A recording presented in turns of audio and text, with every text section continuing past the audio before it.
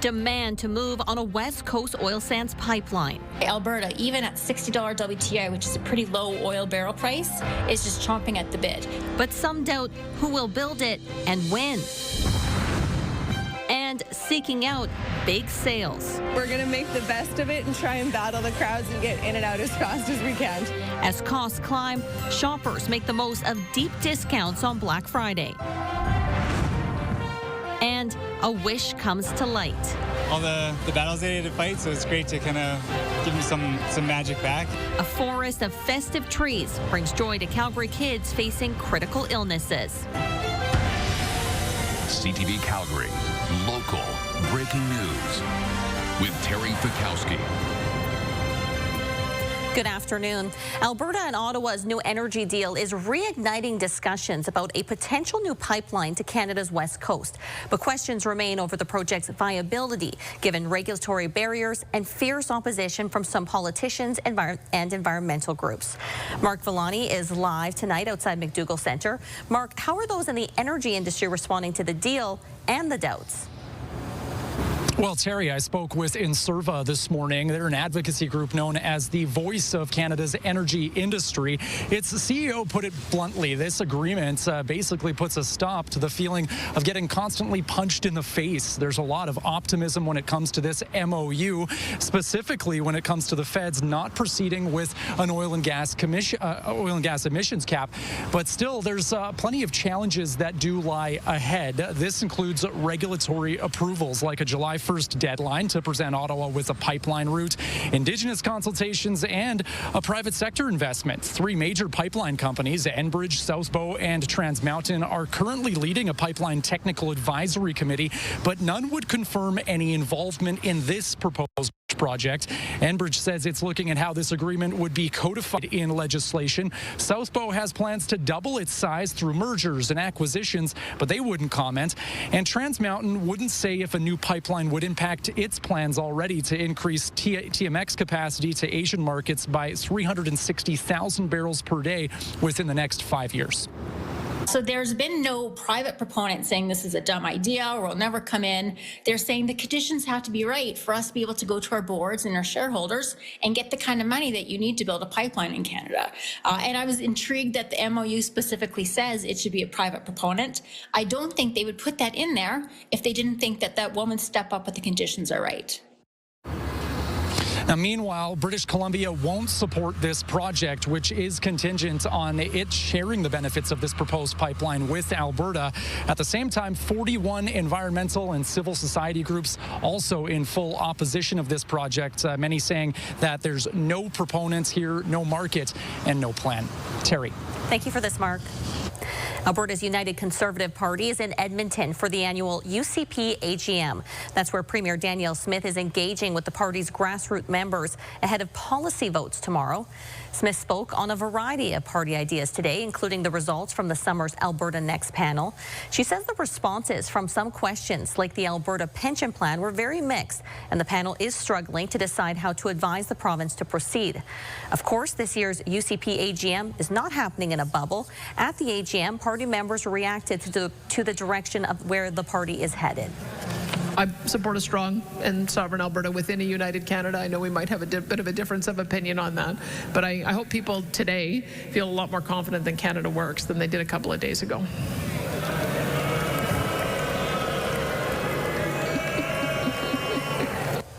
Tomorrow, party members will vote on policy, including the Alberta pension plan and provincial police force.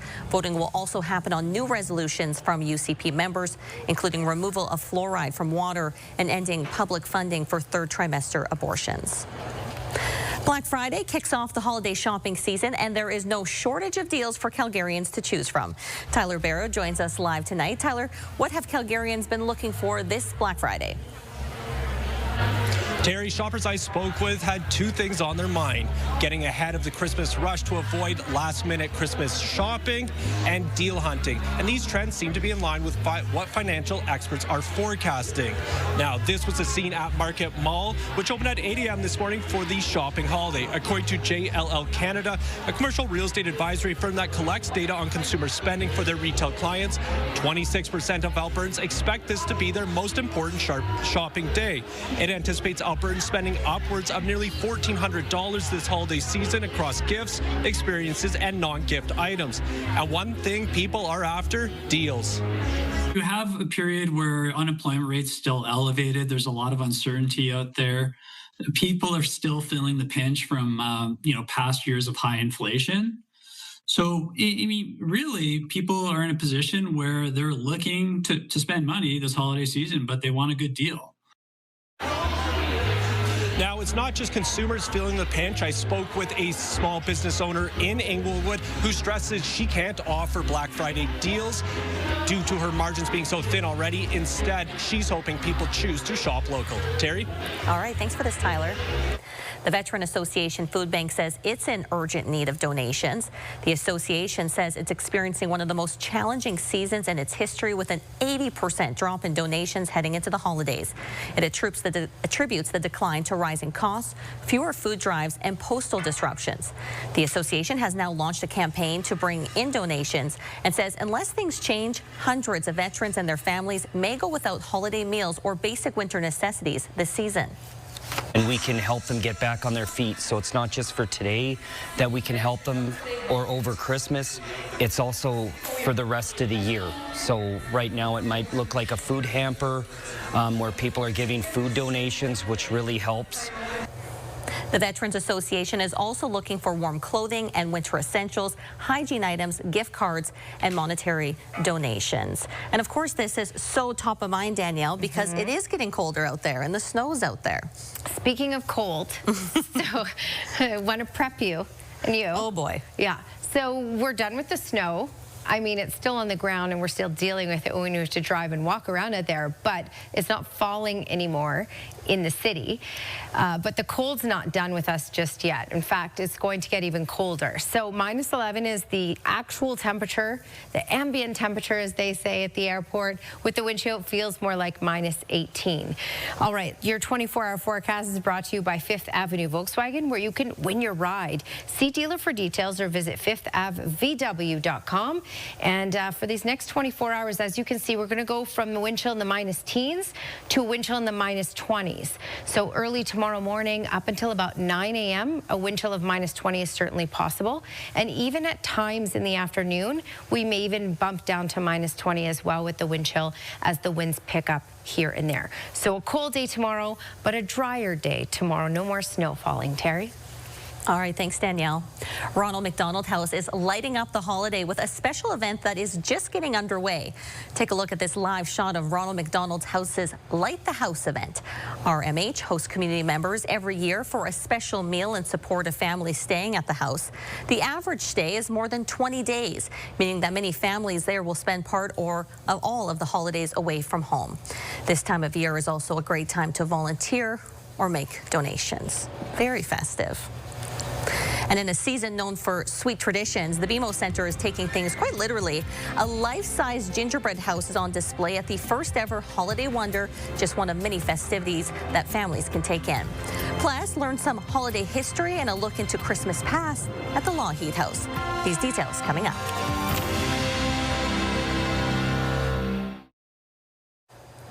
More than a dozen kids received a special gift today from Make-A-Wish Canada's Southern Alberta chapter.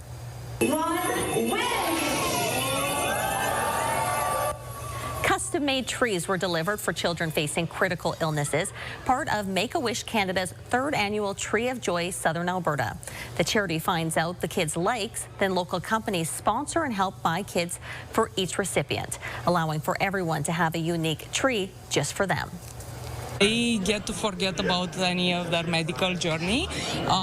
You know, not all medicine comes in a bottle. Sometimes the feel good, it's way better and way more impactful on the family and their journey. 17 trees were handed out, more than double the number of trees they gave out in their first year.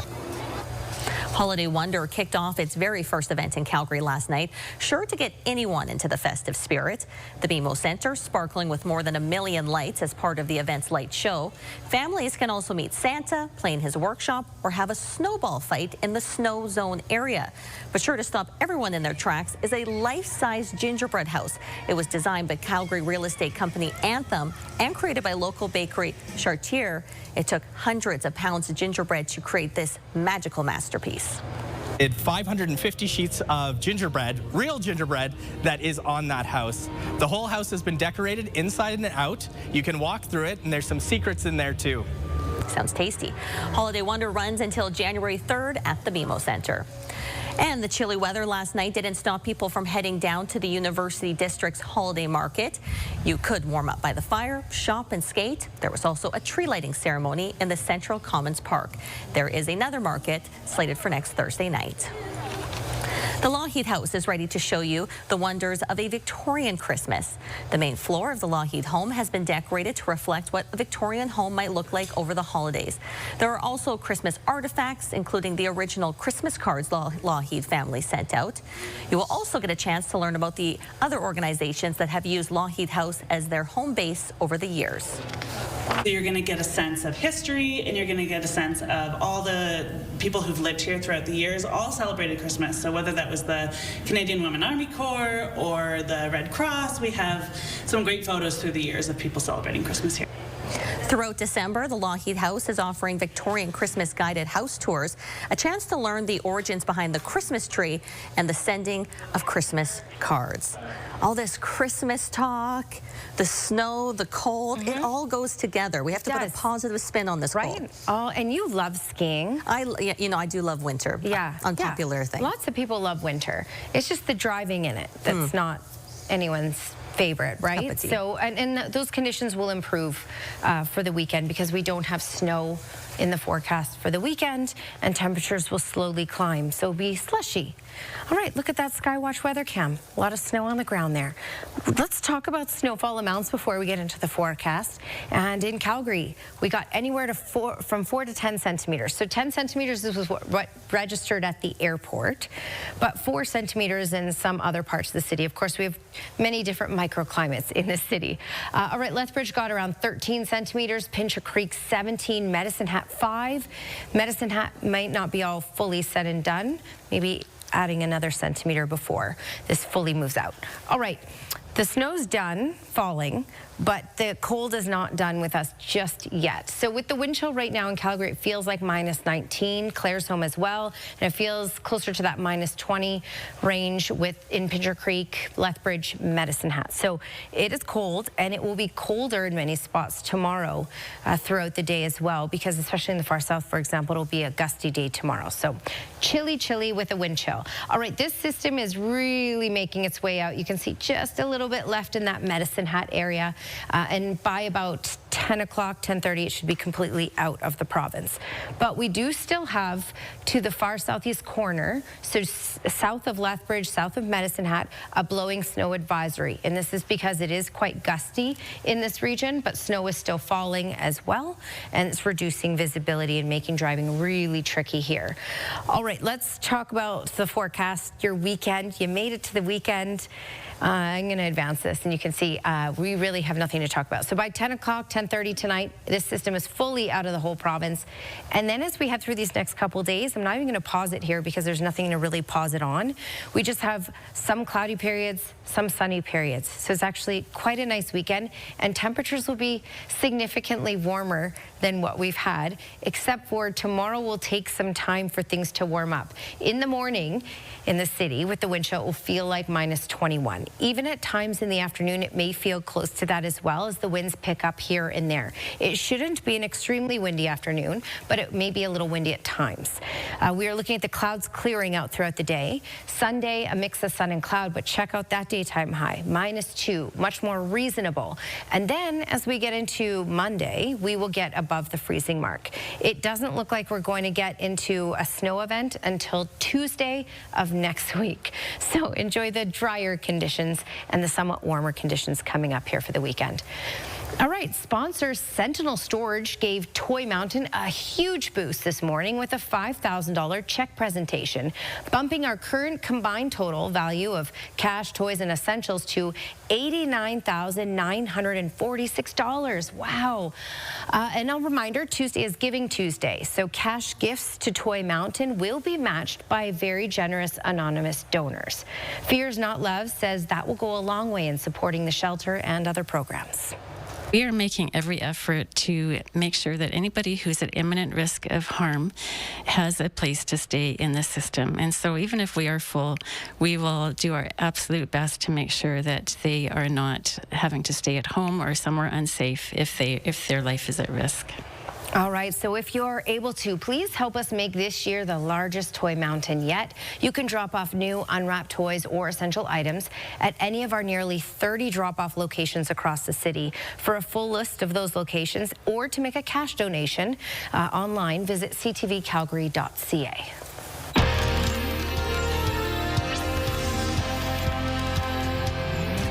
A new poll is outlining ongoing challenges facing Canada's healthcare system. According to the Angus Reid survey, 1 in 5 people are without a family doctor. Of those who do, 2 in 5 say it's difficult to get an appointment. The poll, done in partnership with the Canadian Cancer Society, finds a lack of primary care can affect access to other parts of the healthcare system, including cancer screenings. 3/4 of Canadians say they are open to virtual care if it leads to a faster diagnosis and treatment. Well, the top figure skaters are competing in Calgary this week for the Skate Canada Challenge. We'll introduce you to one of the smallest competitors, leaving one of the biggest impressions on the ice coming up.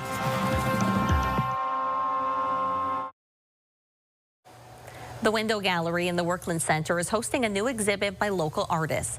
The idea of this public gallery space is to use its 7 windows to showcase artwork by emerging artists.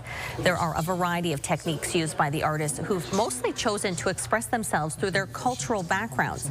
Carrie Yap is a millinery artist who creates her version of traditional Chinese opera hats worn by women. Matias Martinez dabbles in many different genres, but for this show has decided to show his skill working with glass. So the blue ones are like specifically made, they're like my newest body of work. The orange, red, sunset-y window is more of like the show of like kind of my skill building. It's like being show-offy, I guess.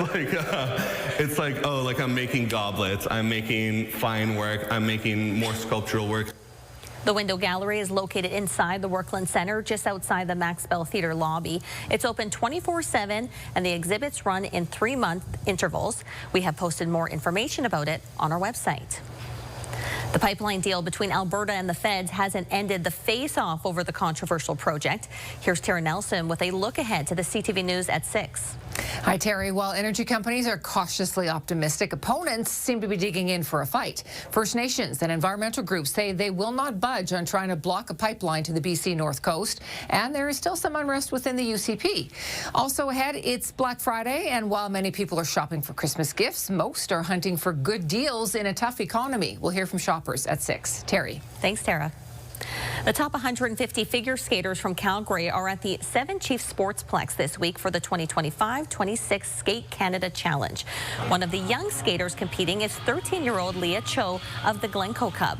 It's not hard to spot her on the ice. She's usually the smallest competitor, but when she puts her figure skates on, she soars to new heights. Cho is the defending junior women national champ, and she did it in record-breaking fashion last year in Laval, Quebec. By winning the Skate Canada Challenge, she qualifies once again this year. One of her specialties is the triple jump, which isn't easy. It is pretty hard to do a triple. It takes a lot of practice, and when you practice, it will make it more consistent, and it just makes you feel more confident about your jumps when you land a triple. Competition wraps up on Sunday, and it's free admission to go see Canada's top figure skaters. The Calgary Soccer Centre has a new name. In a 10-year sponsorship agreement with Maxwell Realty, it will be called the Maxwell Soccer Centre. The city says the dollar value of the deal is confidential. A new sign is being installed, or was being installed today, rather. The city says the sponsorship will directly support day-to-day operations and future improvements. No programs or services will change. The facility has 8 boarded indoor fields, 3 outdoor fields, and an air-supported dome field.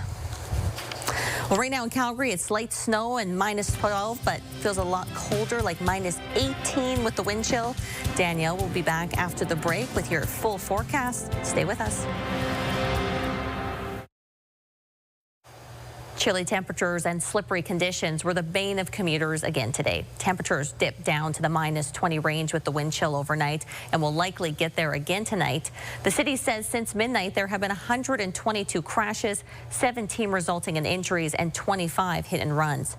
Crews are out plowing and sanding, but the city urges people to drive with caution. And you really felt that today driving around town. Yeah. It was slow moving. Especially the on-ramps, off-ramps, all the side roads. People are a bit panicked. Yeah. Others are going too fast. We all just need to get in the same mode. Yeah. I mean, the main streets are doing pretty good. But just, you know, it's going to remain cold, so keep in mind that snow won't be melting off anytime soon. It will on Sunday, but tomorrow you'll be contending with that when you head out. Okay, -12 is the current temperature. I have no idea why this graphic is showing today's daytime high of -8, because it was, oh yeah, it was -8. It actually was -8, but that was early in the morning. We didn't have -8 in the afternoon. Wow, okay, it is Friday, right? Okay, tomorrow our actual temperature will be -9 for a high, but with the wind chill, it will feel like -20 at times. So cold Saturday, huge improvement with regards to temperature on Sunday, -2 as our high and +1 by Monday. It is Friday. Thank you, Danielle. A new film called Alberta #1 documents monuments and museums off the beaten path. Alexander Carson's latest flick features landmarks throughout the Alberta Rockies, prairies, and Badlands.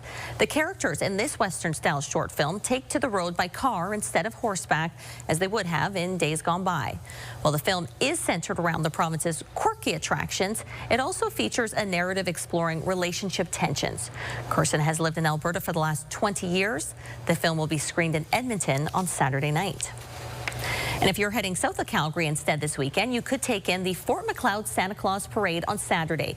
It began in 1982 and is described as the biggest Santa Claus parade west of Toronto. Organizers say the jolly old elf will take part in the parade along with multiple bands and a number of community organizations, including the Fort Macleod Fire Department. The parade gets underway Saturday at 11. And you could also check out the town of Coaldale's Winterfest, just right down this block. The month-long celebration of community events features everything from Christmas markets to live performances. Tonight's kickoff will feature a parade, along with a Christmas market, barbecue, fundraiser, outdoor skating, and so much more. The parade is set to kick off, though, at 7 o'clock. Looks like so much fun just getting into the festive spirit. Thank you so much for joining us. Now we're going to leave you with the early edition of the CTV National News. Thanks for watching.